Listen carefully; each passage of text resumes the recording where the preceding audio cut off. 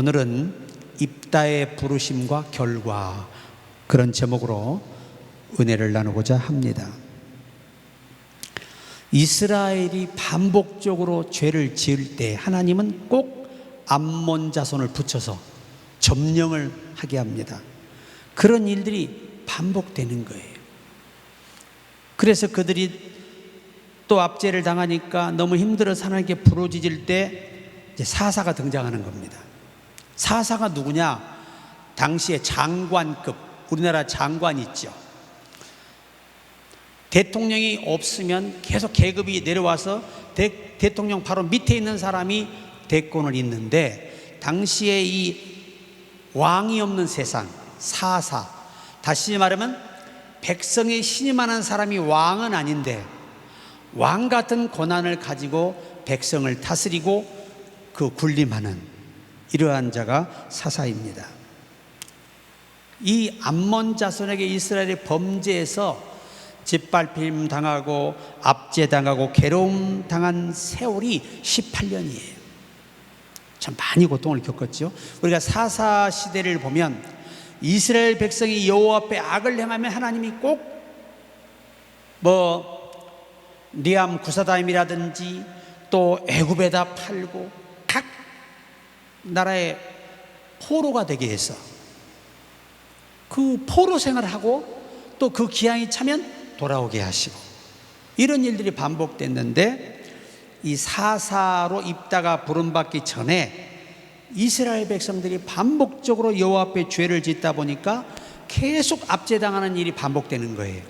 근데 그러한 생활이 18년입니다. 그러한 그 아주 어려운 환경 속에 있을 때 길르앗 사람을 통해서 입다가 태어나게 됩니다.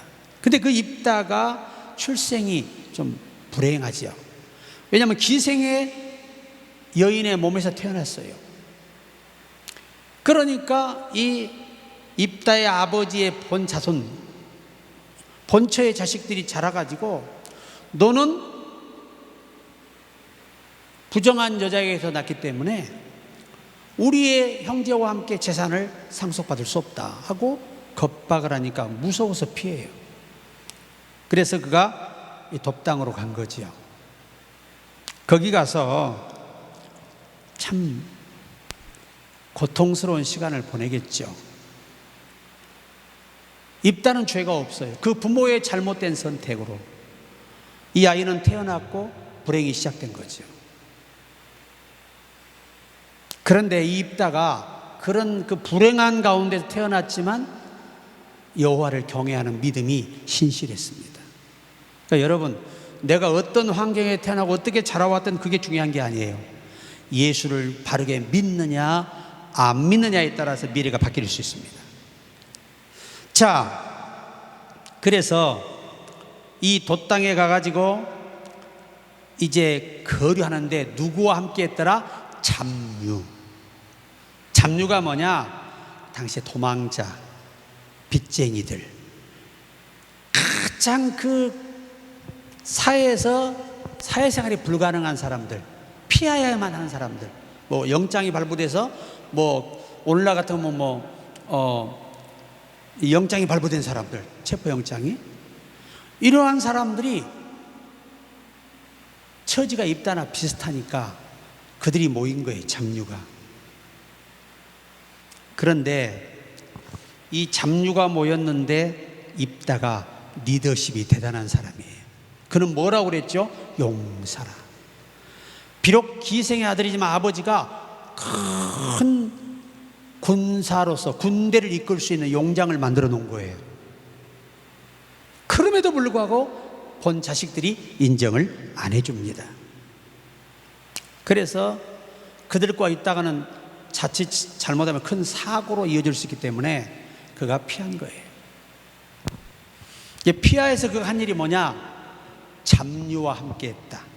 원래 이 돛땅이라는 곳이 어떤 곳이냐?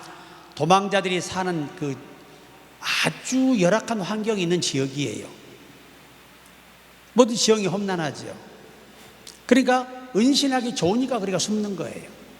그런데 이 전승에 의하면 입다가 그들이 있는 곳을 찾아갔어요. 그래서 그들에게 자기가 배웠던 게 뭐예요?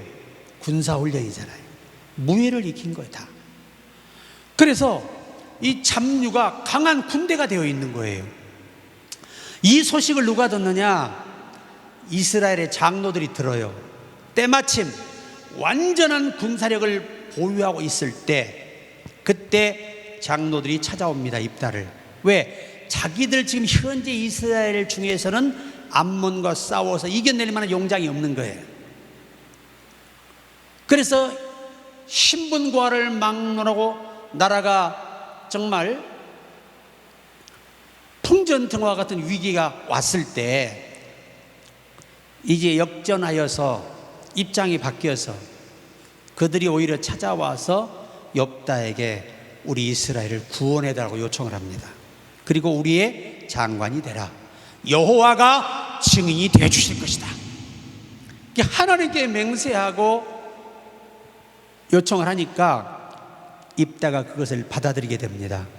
자, 여러분, 여기서 우리가 하나 배워야 할 게 뭐냐면, 출신이 어땠든 학력이 어땠든 그것이 하나님 앞에 쓰임받는 잣대가 되지 않아요. 하나님은 준비된 자, 어떠한 상황에도 낙심하지 않고 그 쫓아낸 형제들을 원망하지 않고 오직 여호와를 바라보며 인내하며 미래를 준비했던 이 사람에게 기회가 오는 것입니다. 기회는 아무에게나 오지 않아요. 그리고 이 잡족들, 사실은 교회는요, 잡족이 모이는 곳이에요. 교회는 장애인도 와야 되고 빚쟁이도 와야 되고 또 사기꾼도 와야 되고 범죄자도 와야 되고 다 와야 돼요. 교회는 와서 예수 이름으로 변화되어야 됩니다. 이것을 하는 곳이 뭐예요? 교회야. 그러니까 영적으로 요 잡류가 바로 어디요? 교회가 돼야 돼. 교회는 각자 생각이 다르고 뜻이 다른 사람이 모여서 그리스도 안에 하나 되는 곳입니다. 굉장히 중요한 거예요. 우리가 여러분 다윗을 보시지만 다윗이 쫓겼을 때 거기도 누가 함께 했어요? 400명이? 도망자, 잡족들이 함께 했던 거죠. 세상이 버린 사람들이에요. 그런 사람들을 다윗이 용맹한 군사로 만들었는데 얼마나 강력한 군사로 키웠던지 요압 장군 한 사람이 가서 1500명을 죽이고 살아서 돌아옵니다. 한 사람이 가서. 그러니 이 사람들 10명만 가면 몇천 명 죽이는 것은 아무것도 아니에요. 여러분, 다윗의 400명의 잡족이 모여서 이스라엘을 건국하려고 누가 알았겠어요? 유다의 왕으로 7년 6개월 그 나머지 이스라엘 대왕이 됐잖아요. 그리고 하나님의 마음에 합한 자가 됐잖아요. 그는 죄가 없어요? 아닙니다.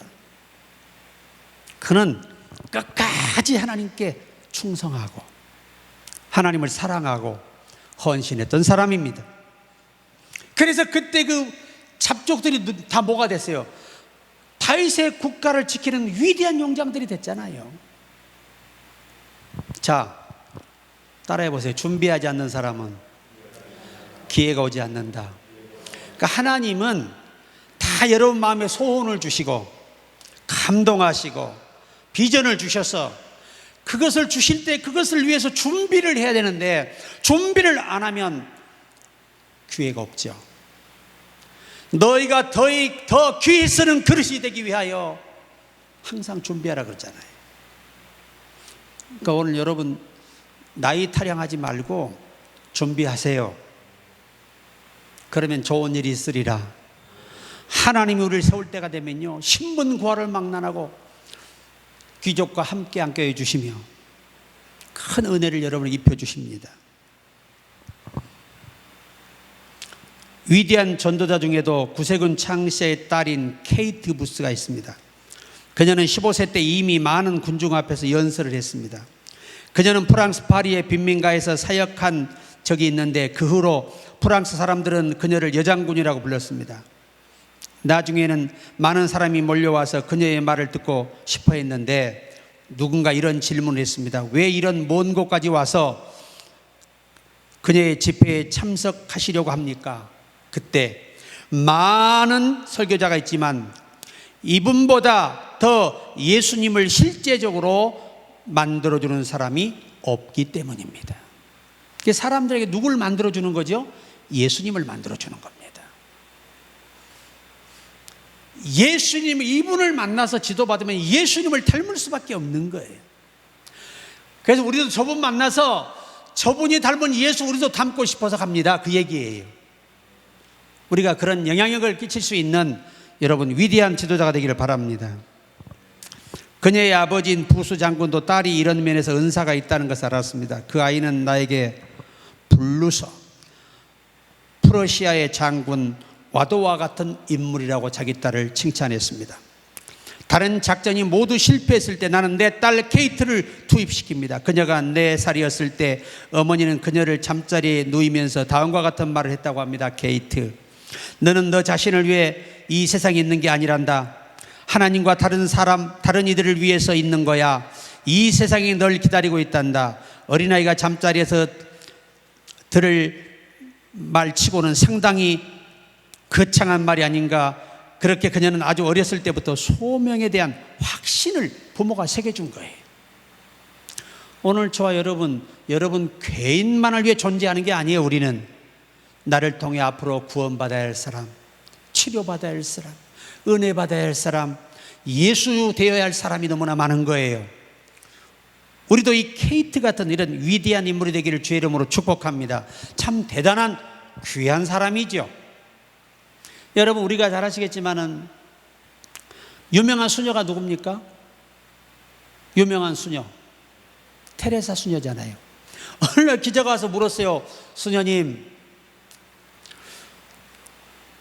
저 도시에 있는 사람들을 왜 한 번도 쳐다보지 않으시고 항상 고개를 숙이고 다니십니까? 그러니까 나는 내 앞에 있는 불우한 사람들을 쳐다보기도 시간이 부족합니다. 그랬다는 거예요. 나는 여러분과 나의 시선이 높은 자리, 명예로운 자리, 이런 자리가 아니라 낮은 자리, 소외된 자리에 너무 머물기를 정말 주의 이름으로 축복합니다. 정말 중요한 일입니다. 자, 그러면 우리가 이런 입다가 이스라엘의 이제 장관이 됐습니다. 사사지요. 이 긍정적인 면을 원문을 제가 전승으로 번역을 하니까 첫째가 뭐냐? 버림받은 사람이 하나님의 도구가 되었다는 거예요. 한때 나와 여러분이 세상으로부터 버림받고 부모로부터 지인으로부터 가족으로부터 다 버림받을 수 있으나 하나님께 쓰임받을 기회가 언제나 있다는 걸 잊지 말아야 돼요. 우리에게는 잃어버린 것도 있지만 얻은 것이 많다는 거죠. 여러분, 성경을 보시면 야곱도요, 자기가 가장 사랑하고 그 사랑하는 여자와 결혼하기 위해서 14년을 희생했잖아요. 근데 그 여자를 제일 먼저 잃었잖아요. 그걸 아셔야 돼.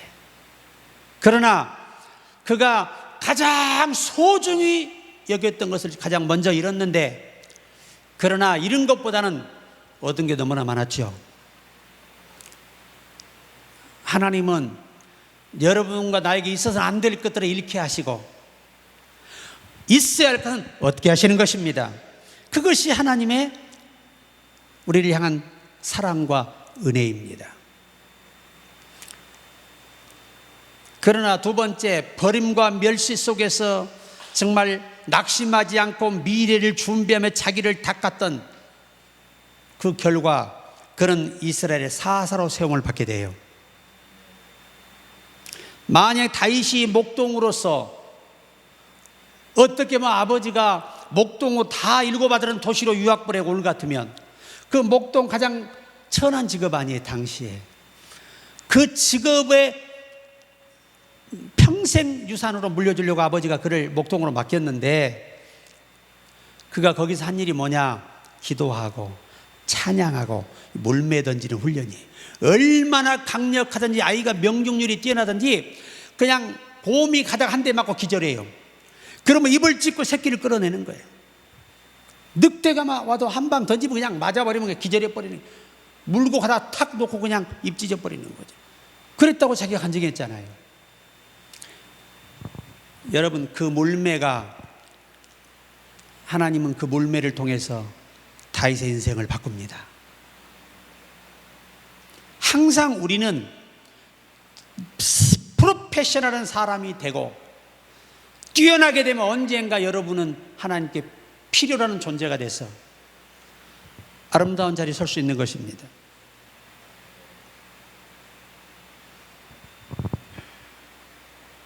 여러분, 이 세 번째 이 입다의 장점이 뭐냐? 용감하다는 거예요. 당돌하다는 겁니다. 암몬 왕을 여러분 보십시오. 한번 읽어봅시다. 자, 이가 뭐라고 하냐면 이 암몬 왕에게 12절입니다. 자, 같이 한번 읽죠. 기가 막힌 사건인데 얼마나 그 강한 왕이에요. 강한 왕. 압제를 받고 있었으니까 그런 왕 앞에 가서 그가 하는 것을 보십시오. 같이 읽습니다. 입다가 암몬 자손의 왕에게 사자들을 보내 이르되 내가 나와 무슨 상관이 있기에 내 땅을 치러 내게 왔느냐 하니 암몬 자손의 왕이 입다의 사자들에게 대답하되 이스라엘이 애굽에서 올라올 때에 아르노노에서부터 야복과 요단까지 내 땅을 점령했기 때문이니 이제 그것을 평화롭게 돌려달라 하니라. 입다가 암몬 자손의 왕에게 다시 사자를 보내 그에게 이르되 입다가 이같이 말하노라. 이스라엘이 모압 땅과 암몬 자손의 땅을 점령하지 아니하였느니라. 이스라엘이 애굽에서 올라올 때에 광야로 행하여 홍해에 이르고 가데스에 이르러서는 이스라엘 사자들의 에돔 왕에게 보내어 이르기를 청하건대 나를 내 땅 가운데로 지나게 하라 하였으니 에돔 왕이 이를 듣지 아니하였고 또 그와 같이 사람을 모압 왕에게도 보냈으나 그도 허락하지 아니하였으므로 이스라엘이 가데스에 머물렀더니 그 후에 쭉 이제 이야기가 나옵니다. 하나님의 거룩한 역사를 반대한 자들이 너희들이지 우리가 아니라는 겁니다. 너희들은 우리를 막은 게 아니라 누굴 막았다는 거죠? 하나님을 막았다는 거예요. 하나님이 하시는 일을 막았다는 겁니다. 아주 당당하게 떨림도 없이 사자를 보내서 아주 강력한 메시지를 전달한 내용들이 나옵니다. 결국 용맹은 믿음을 수반합니다. 사람은 용기가 있어야 믿음도 실천할 수 있는 거예요. 도전할 수 있는 거예요. 용기 없으면 못하는 거예요. 자, 그래서 결국 입다가 전쟁에서 승리를 하는데 가장 큰 문제가 뭐냐 이겁니다. 오늘 11장 29절 한번 볼까요? 그냥 쓰임 만든 거 아니에요. 자, 11장 29절 있습니다. 이에 여호와의 영이 입다에게 임하시니 입다가 길르앗과 므낫세를 지나서 길르앗의 미스베에 이르고 길르앗의 미스베에서부터 암몬 자손에게 나아갈 때, 자 보세요. 하나님의 성령이 임하셨어요. 그러니까 하나님께 쓰임받는 가장 전제 조건이 뭐예요? 성령 충만한 거예요. 다윗도 성령이 충만했어요. 근데 사울왕은 반면에 악신이 충만해서 망한 거예요. 성령이 충만한 사람은 흥하도록 되어 있습니다. 성경은 말하죠. 사울은 점점점 쇠하여 가고 다윗은 점점점 흥하여 가니라. 하나님이 함께하는 여러분들은 점점점 잘 될 수밖에 없음을 꼭 기억하시기 바랍니다. 자, 그래서 입다가 여기서 성령 충만했으면 정말 조심했어야 되는데 한 가지 실수를 하게 됩니다. 자, 같이 한번 읽어볼게요. 31절입니다. 31절 시작. 내가 암몬 자손에게서 평안히 돌아올 때에 누구든지 내 집의 문에서 나와서 나를 영접하는 그는 여호와께 돌릴 것이니 내가 그를 번제물로 드리겠나이다 하니라. 이것이 성령 충만한 사람이 절대 해서는 안 될 경솔한 소원이었다. 하나님은 사람을 제물로 드리라고 명하신 적이 없어요. 뭘 제물로 드리라? 굽이 갈라지고 대세김질하는 양이나 염소나 소를 드리라 그러셨지 사람을 인재를 드리라 하지 않으셨어요. 이거는 당시 돛땅에 이 신을 섬기는 추종자들이 사람을 제물로 드렸다고 합니다. 이게 이방인들이 하는 어리석은 서원이에요. 관습. 그 관습을 그대로 이행한 결과가 돼버렸어요. 여러분, 그 불행했던 아버지가 성공하고 돌아올 때 누가 먼저 나오겠어요? 당연히 그 한 맺힌 아버지의 아픔을 아는 딸이 먼저 나오겠죠. 그래서 우리는 여기서 하나 배워야 돼요. 입을 함부로 열어서는 안 된다. 진짜 매우 위험한 발상이에요. 아니, 하나님의 신이 함께 있으면 그 신이 사람을 제물로 바치겠다고 약속하라고 아이디어를 준 게 아니에요. 내가 함께하니 싸워서 이기라는 거지. 이게 잘못된 거예요. 제가 어느 날 전도사님 한 분이 40일 금식을 마치고 날 찾아왔어요. 목사님. 그래서 너무 수고했어요. 승리해서 감사해. 그랬더니 역시 하나님은 나에게 권세를 줬다는 거예요.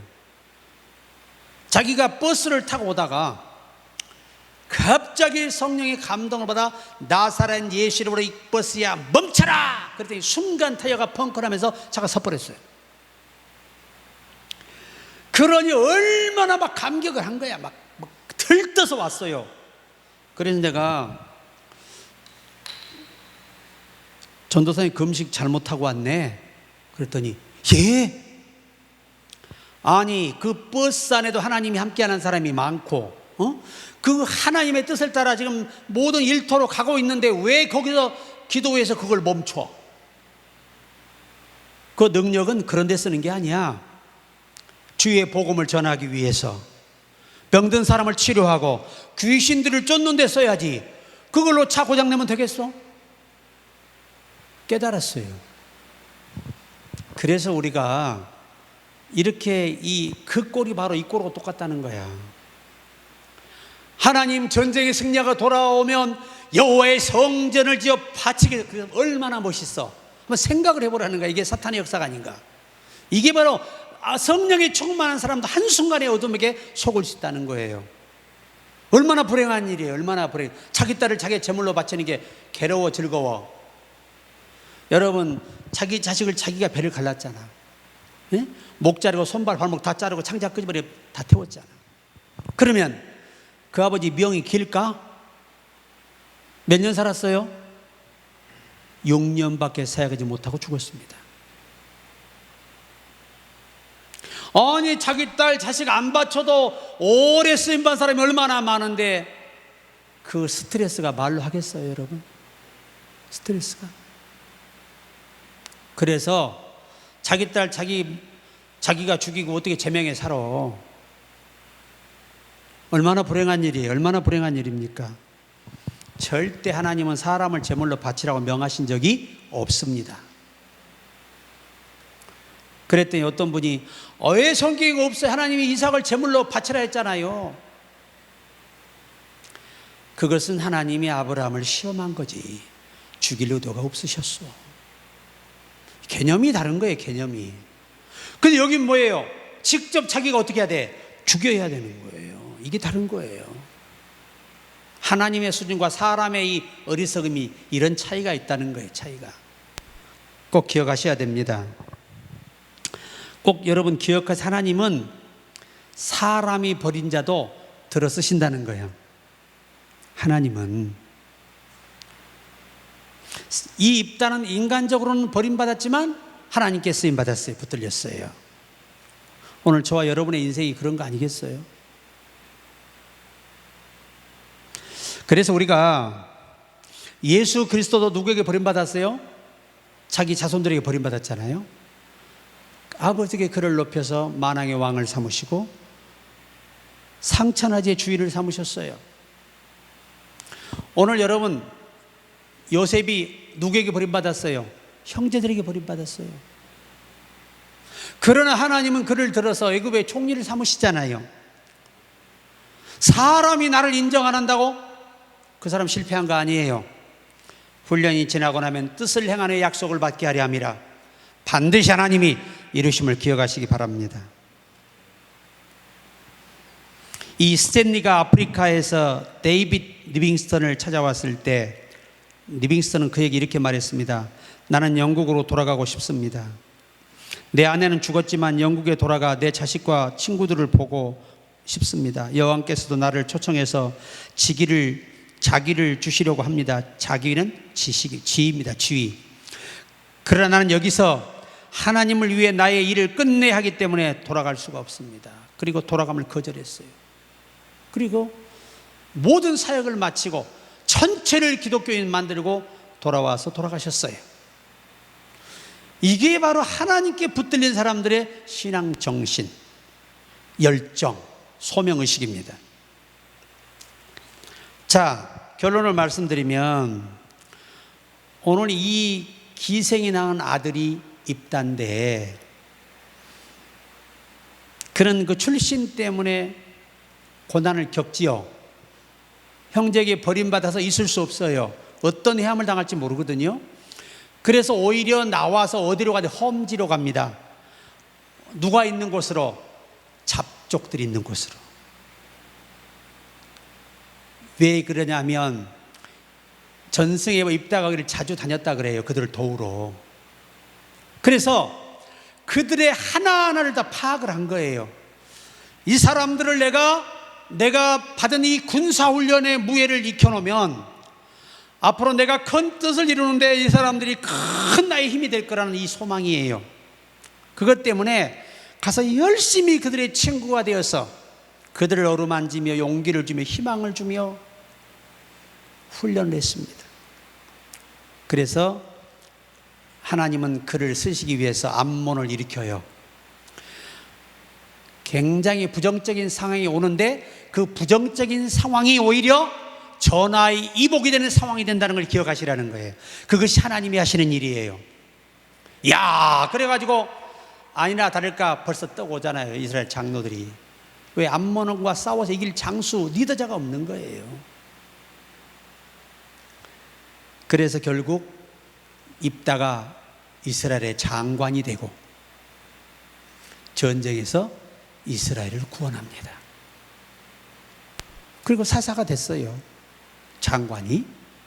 그런데 여호와의 영이 임하여 성령이 충만해서 적진을 향해 가다가 그만 실수하고 말았지요. 그 실언이 뭐지요? 내가 전쟁에 이기고 돌아오게 하시면 내가 내 집을 돌아올 때 가장 내 집 안에 있는 것 중에 가장 먼저 내게 문안 나와 나를 맞이하는 것이 있으면 짐승이든 사람이든 내가 그것을 바치겠나이다, 제물로.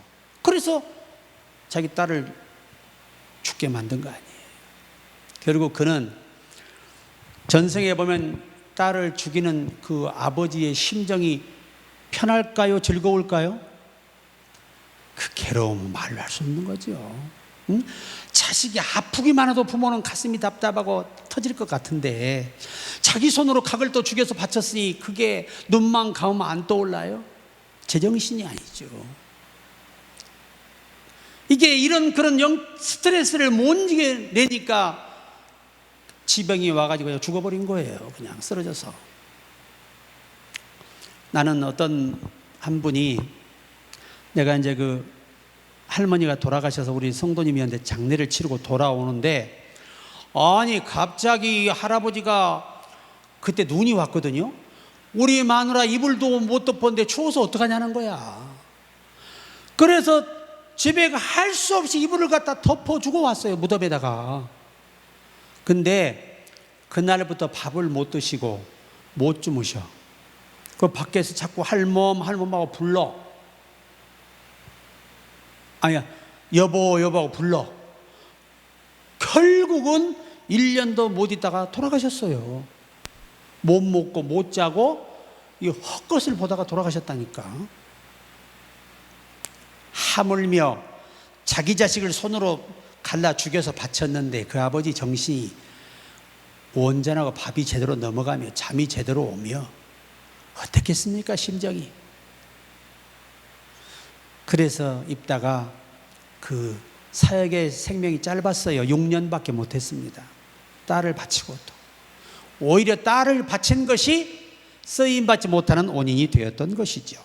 사랑하는 여러분, 모든 사람이 나를 외면해도 하나님은 나와 함께 하십니다. 저는 그 믿음과 소명으로 살았어요. 하나님은 나와 함께 하신다. 모든 사람이 나를 포기해도 하나님은 포기하지 않는다. 나를 끝까지 도우신다. 반드시 영화롭게 하실 것이다. 요 소망으로 사는 거예요. 우리 모두 어떤 상황이 오더라도 낙심할 필요는 없다. 위기가 뭐가 된다? 기회가 된다. 오히려 내게 불이익을 주는 상황이 내 인생을 역전시키는 하나의 통로가 될 수 있다. 이것이 믿음의 사람들이 가져야 할 소망이에요. 그래서 우리 모두 승리하기를 주의 이름으로 축복합니다.